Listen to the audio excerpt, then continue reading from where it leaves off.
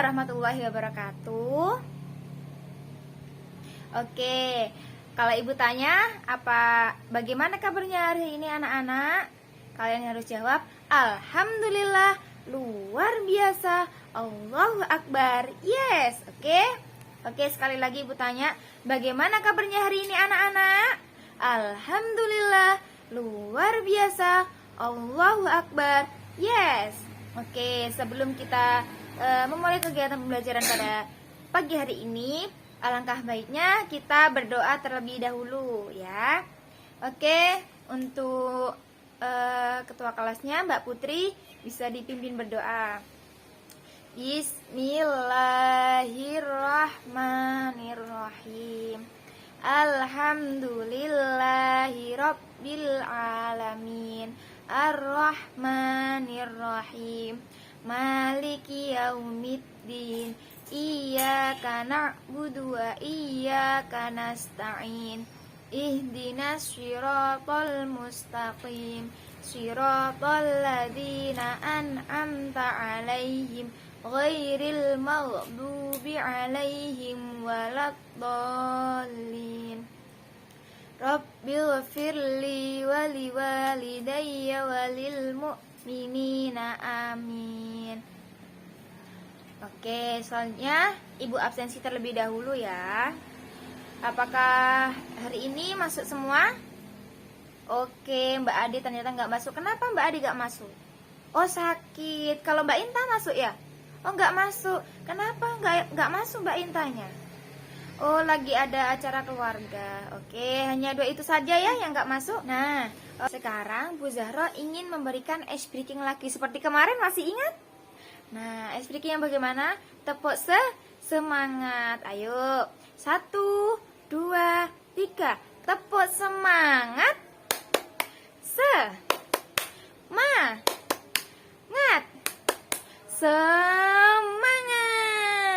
Oke, sudah lebih semangat kan? Oke, baik. Nah, sekarang kita kan lagi ada di negara Indonesia, ya kan? Nah, kita sebagai bangsa Indonesia, sebagai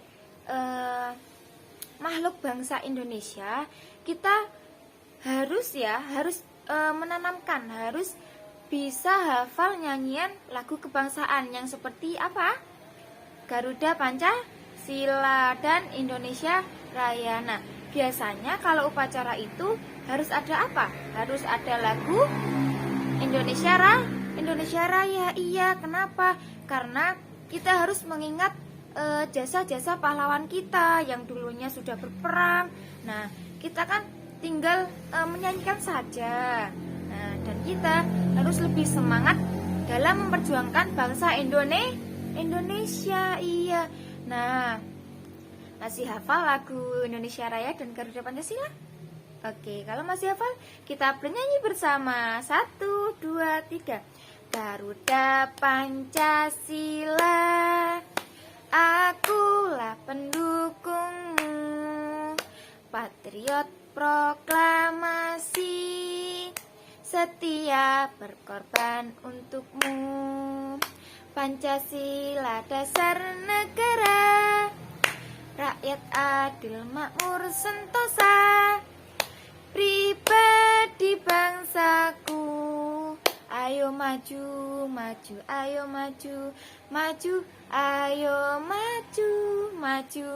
Oke, kalau Indonesia Raya masih hafal?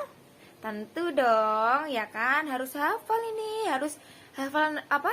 Lagu kebangsaan kita sendiri. Oke, lagu kebangsaan Indonesia itu dinyanyikan minggu depan saja ya. Yang penting kita sudah hafal dengan lagu Garuda Pancasila. Pancasila itu ada berapa sih? Ada berapa? 5. Yang pertama apa? Ketuhanan yang Maha Esa. Kedua, kemanusiaan yang adil dan beradab. Yang ketiga, persatuan Indonesia. Nah, kita harus semangat dalam memperjuangkan Indonesia. Nah, di sini kita itu masih dalam peperangan ya, meskipun tidak dalam peperangan. Kalau Jawanya itu gelut, nggak harus peperangan dalam memakai pedang, memakai apa ya, tembak-tembakan gitu. Nah, kita itu dijajahnya melalui apa? Kadang sering mengimpor rempah-rempah gitu kan, kita dihabiskan dalam itu. Terus ada juga di Kecamatan Puger itu kan ada pegunungan Gamping. Nah, itu yang mengelola siapa? Orang Cina, orang luar itu. Nah, itu bisa saja dijajah secara pelan-pelan kita. Nah, jadi kita sebagai bangsa Indonesia itu harus memperjuangkan Indonesia dari segi manapun. Nah, harus juga saling bertoleransi dengan satu sama lain. Tidak boleh membeda-bedakan antara aku agama Islam, kamu Kristen, jangan berteman sama dia. Tidak boleh gitu ya. Cuma kita sebagai bangsa Indonesia, Islam terutama, itu harus memberikan contoh yang baik gitu. Jangan seolah-olah kita, kok anak itu Kristen, aku Islam, jangan deket-deket dia. Nggak boleh itu ya. Nah, selanjutnya yang keempat apa? Setelah Persatuan Indonesia apa? Kemanusiaan yang adil dan beradab. 5. Oh, yang keempat apa? Apa, ayo? Persatuan Indonesia. Pertama kan ketuhanan yang Maha Esa. Kedua, kemanusiaan yang adil dan beradab. Yang ketiga, Persatuan Indonesia. Keempat, apa? Oke, Mbak Putri benar. Yang keempat adalah kerakyatan yang dipimpin oleh hikmat, kebijaksanaan dalam permusyawaratan perwakilan. Oke. Yang terakhir apa? Keadilan sosial bagi seluruh rakyat Indonesia. Oke. Nah, sekarang di rumah kalian sedang memelihara hewan apa? Hewan kucing? Oke, hewan kucing. Hewan apa lagi? Kelinci. Oke. Nah, dari sini mereka bisa bergerak tidak? Oh iya, tentu pasti bisa. Karena apa? Karena mereka mempunyai otot dan tulang. Nah, dari materi ini, hewan itu memiliki dua sistem, yaitu yang pertama vertebrata, dua golongan ya, maaf, vertebrata dan invertebrata. Oke, kalau vertebrata ini apa, Bu? Yang vertebrata ini adalah hewan yang memiliki tulang belakang. Oke, kalau yang masih ingat, masih paham? Vertebrata ini hewan yang memiliki tulang belakang. Oke, yang kedua yaitu invertebrata. Apa itu hewan invertebrata?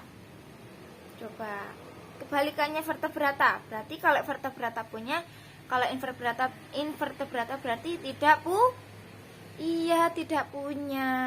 Gitu, paham? Oke. Kalau vertebrata itu pengertiannya apa, Bu? Vertebrata itu pengertiannya adalah hewan yang memiliki tulang belakang. Nah, lantas bagaimanakah sistem gerak pada hewan vertebrata dan invertebrata, Bu? Sebelum masuk ke sana, ada baiknya untuk memahami lebih lanjut lagi tentang organ gerak pada hewan. Nah, hewan yang sistem dua ini, vertebrata dan invertebrata ini memiliki dua yang dibedakan menjadi dua, yaitu gerak aktif dan gerak pasif. Nah, di sini kalian sudah tahu gerak aktif itu apa? Oh, belum, gak belajar ya tadi malam. Oke, Ibu beritahu kembali bahwa organ gerak aktif itu adalah organ yang memiliki kemampuan untuk menciptakan suatu gerakan, ya, termasuk gerakan organ gerak pasif. Di dalam tubuh hewan yang disebut sebagai gerak aktif adalah otot. Gini ya. Kalau manusia di sini, kalau hewan ada sendiri. Oke. Yang kedua yaitu organ gerak pasif. Nah, organ gerak pasif ini berperan dalam menciptakan suatu gerakan. Oke, namun organ ini tidak bisa bergerak sendiri dan harus digerakkan oleh otot. Nah, gerak pasif ini adalah tulang. Nah, meskipun ada tulang tapi tidak ada otot, apakah bisa bergerak? Tidak bisa, karena tulang itu hanya ada tapi tidak bisa bergerak jika tanpa adanya otot, gitu. Nah, kalau contoh dari vertebrata apa? Hewan yang memiliki tulang belakang. Seperti contoh kucing, iya pinter. Yang kedua apa? Tadi kelinci, iya. Terus ada juga katak, terus ikan. Tapi dari semua ini ada macamnya. Oke. Agar kalian bisa paham lebih lanjut lagi, Ibu akan memberikan link untuk kalian bisa menonton bagaimana sih organ gerak hewan itu lebih jelasnya. Oke, Ibu akan memberikan video tersebut. Kita akan memperdalam materi kita, yaitu organ gerak pada hewan. Nah, di sini apa masih ada yang ingat apa itu organ gerak pada hewan?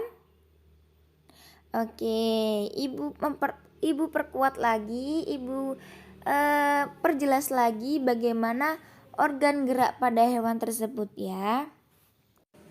Nah, di sini Ibu akan memperkenalkan tentang organ gerak pada hewan. Sebelum kita memulai dari organ gerak hewan terlebih dahulu tentang pengertiannya, Ibu memiliki pengertian juga tentang gerak. Apa sih itu gerak? Gerak adalah kegiatan berpindah tempat atau adanya perubahan posisi baik seluruh atau baik sebagian tubuh pada makhluk hidup. Hewan bisa bergerak kalau mendapatkan dorongan yang mengenai sebagian atau seluruh tubuhnya. Nah, kalau pengertian dari organ gerak itu adalah alat-alat gerak pada makhluk hidup yang berfungsi untuk berjalan, berlari, melompat, berenang, dan gerak lainnya. Nah, di sini Ibu memiliki dua alat gerak hewan. Ya, yang pertama yaitu alat gerak vertebrata dan alat gerak invertebrata. Oke, baik, di sini Ibu akan menjelaskan tentang vertebrata terlebih dahulu. Apa sih itu vertebrata? Vertebrata adalah hewan yang memiliki tulang belakang seperti kucing, kelinci, anjing, kura-kura, ikan, katak, dan sebagainya. Apakah hewan tersebut memiliki fungsi tersendiri ya, Bu? Iya, benar. Hewan-hewan tersebut memiliki organ-organ gerak tersendiri. Apakah kalian ingin tahu organ geraknya seperti apa dan apa fungsinya? Nah, sebelum kita ke fungsinya masing-masing dari hewan tersebut, Ibu memiliki 5 pengelompokan hewan berdasarkan kesamaan cirinya. Apakah kalian ingin tahu? Simak terus ya videonya. 5 macam-macam pengelompokan hewan. Yang pertama adalah mamalia. Apa sih itu mamalia? Mamalia atau hewan menyusui adalah kelas hewan vertebrata yang terutama dijadikan oleh adanya kelenjar susu yang pada betina menghasilkan susu sebagai sumber makanan untuk anaknya. adanya rambut dan tubuh yang endoterm atau berdarah panas. Yang kedua yaitu Aves. Aves adalah hewan yang termasuk ke dalam salah satu kelas yang terdapat dalam subfilum vertebrata atau hewan bertulang belakang. Misalnya burung. Burung merupakan hewan berdarah panas yang berkembang biak dengan cara bertelur. Selanjutnya yaitu reptil. Reptil atau reptilia merupakan salah satu spesies yang menguasai dunia bintang di bumi. Namanya sendiri berasal dari bahasa Latin reptans yang berarti merayap atau melata. Yang keempat adalah amfibi. Amfibi termasuk kelompok hewan bertulang belakang atau vertebrata. Hewan yang tergolong dalam amfibi ini hidupnya bergantung pada suhu lingkungan. Ini karena mereka tidak bisa melakukan proses metabolisme untuk mendapatkan panas. Yang terakhir adalah apa anak-anak? Ya, benar, Pisces. Pisces ini merupakan seekor hewan yang hidup atau berhabitat di air. Mereka itu dapat bernafas di dalam air disebabkan karena mempunyai insang.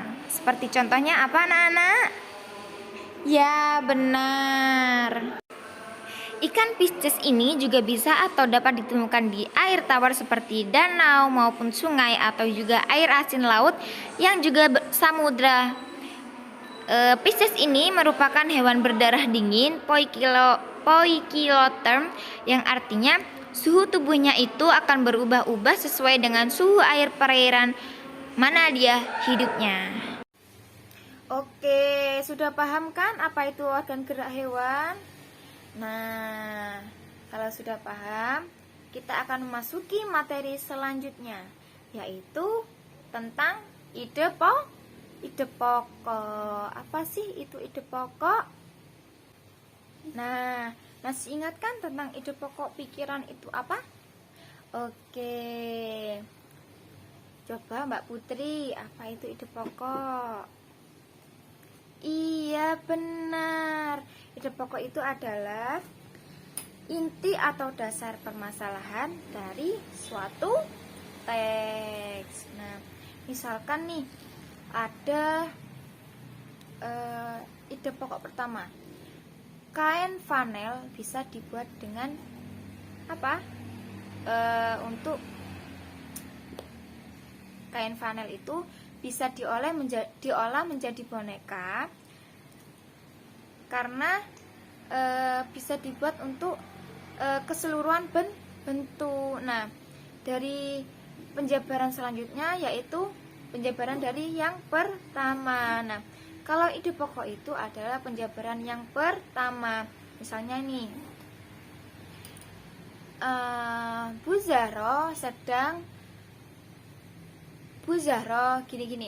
Zahro memiliki kain flanel. Nah, dan Bu Zahro ingin melakukan kain flanel tersebut dengan membentuk boneka. Nah, itu adalah inti dari sebuah paragraf. Nah, ide pokok itu adalah inti dari suatu teks. Nah, misalkan itu sudah dari titik pertama dan kedua, sudah dari inti ide pokoknya. Nah, selanjutnya kan ada penjabaran kembali, Bu. Apakah itu dinamakan ide pokok? Bukan, itu bukan ide pokok. Yang ide pokok itu adalah yang pertama atau sampai yang kedua, tergantung materinya gitu. Nah, kalau misalkan setelah ide pokok ketemu, terus yang bawah itu apa? Yang bawah itu setelah ide pokok adalah penjabaran dari ide pokok gitu. Nah, apakah sudah paham semua pada materi hari ini? Sudah?